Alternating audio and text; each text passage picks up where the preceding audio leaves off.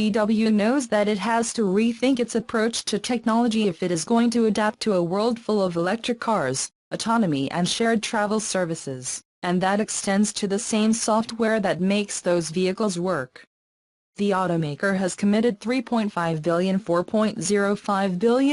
through 2025 for a connected car drive that not only moves the company into a new role as a mobility service provider, but will include the development of an internal operating system, vw.OS, that will govern complete vehicles. Where conventional VW cars and other brands frequently have dozens of separate control systems, each with its own vendor-specific software, vw.OS would reduce things to a few systems that run on a common platform.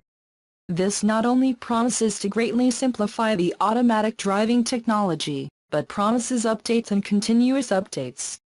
If it sounds familiar, you should. Tesla already uses a custom platform to add features and change the performance of their cars.